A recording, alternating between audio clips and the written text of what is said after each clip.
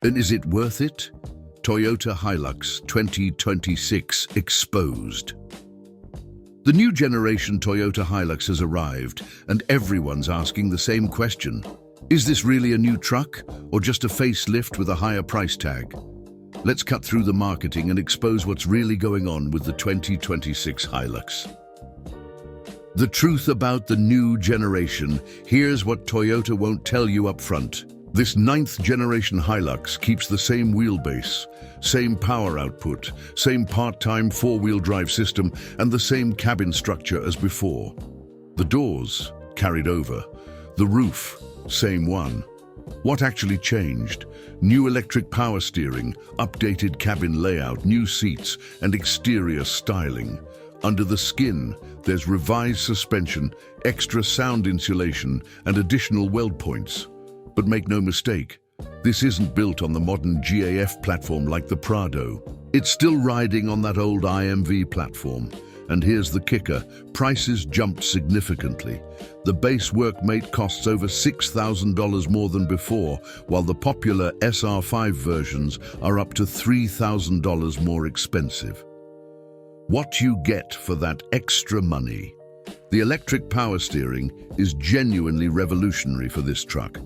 It's lighter in the city, firmer on rural roads, and actually precise. If you've driven an older Hilux, you know what a massive upgrade this is. The engineers added liquid-filled engine mounts instead of rubber, installed more insulation in the doors and floor, and added 36 extra weld points to the cabin. The result? That notoriously loud diesel engine has finally been tamed, at least at low RPMs. The 6-speed automatic shifts more smoothly now, and the torque converter locks up faster. But let's be honest, it's still a 6-speed auto in 2026, and you're still looking at the same 150 kilowatts and 500 Newton meters from that 2.8-liter turbo diesel. The ride. Quality reality, check. Toyota discontinued the diesel and made that 48-volt V-active system standard on most automatic 4x4 models. Does it improve real-world fuel economy? Not really. We recorded 8.2 liters per 100 kilometers during rural driving. The suspension has been significantly improved on SR5 and higher trims.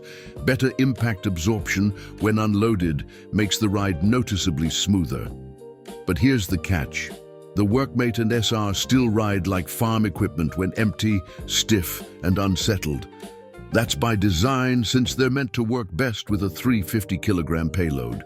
The handling still feels tall and ungainly through corners. It's safe at the limit with well-calibrated stability control. But the Hilux doesn't inspire confidence on winding rural roads like some competitors do. Off-road, where it still dominates off-road, is where the Hilux story changes completely. The traction control system remains the most effective and foolproof in the class. You rarely need to engage the rear diff lock to overcome obstacles.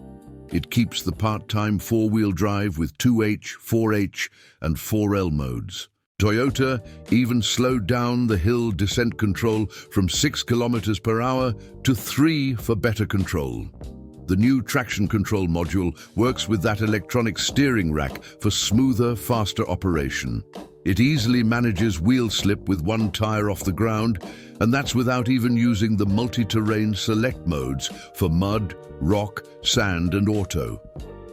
The articulation is impressive, benefiting from a revised chassis frame using thicker gauge steel in the side rails. The top-spec Rugged X adds a sleek bull bar, underbody protection, and tow anchor points, though changes are subtle compared to the discontinued wide-body GR Sport. Inside the cabin, the biggest transformation step inside, and you'd swear this is a completely new truck.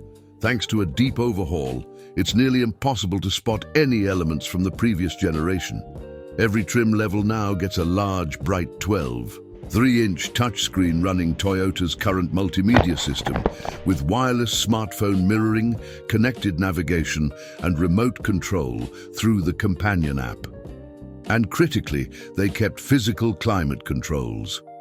The hierarchy is pleasantly logical, with main off-road switches and the engine start-stop button grouped near the gear selector. That harsh, reflective Fisher-Price-like plastic from the 8th generation. Gone. Many internal plastics now have a satin finish, plus a soft center armrest starting from the SR trim. On the SR5, synthetic leather covering across much of the dashboard helps keep the cabin quieter and reduces glare. Even the new fabric upholstery is superior quality and far less coarse. The SR5 premium package adds softer black leather with contrasting stitching.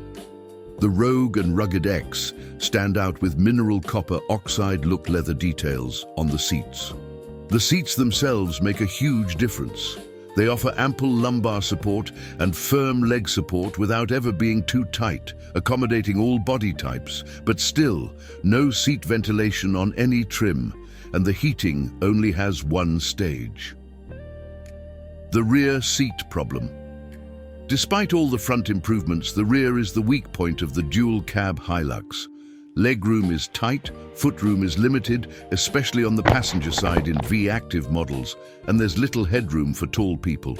It's still not the best pickup for family use. The new bench is more comfortable and the front seats sit lower, providing better visibility. Depending on trim, you also get air vents, USB-C charging ports, and a fold-down armrest. Payload and towing. The good news. Toyota listened to customer requests and increased the gross combined mass of all 4x4 versions to 6,300 kilograms. This means when towing the maximum braked capacity of 3,500 kilograms, the remaining payload is significantly higher, reaching 615 kilograms on the automatic SR5. Payload capacities range from up to 1,260 kilograms on the Workmate 4x2 single-cab chassis to 778 kilograms on the Rogue 4x4 dual-cab. The popular SR5 4x4 automatic can haul 965 kilograms. The final verdict: Toyota had a difficult task updating the Hilux. From the outside, the more modern TNGAF platform-based Tacoma manufactured in the USA would certainly have made a bigger media impact. And where's the hybrid version? Being fair and honest, the new Hilux justifies the extra cost on higher trims, thanks to improved technology that doesn't get in the way, greater driving comfort, better sound insulation, and the ability to tackle any terrain, albeit slightly improved. The 9th generation Hilux isn't a resounding, overwhelming success, but it does more than enough to keep the legend alive. So, is it worth it? If you need a proven workhorse that'll survive anything you throw at it with better manners than before, yes. If you want cutting-edge tech and the smoothest ride in the class, look elsewhere. The 2026 Hilux is exactly what Toyota thinks you need, not necessarily what you want. And for millions of buyers worldwide, that's apparently enough.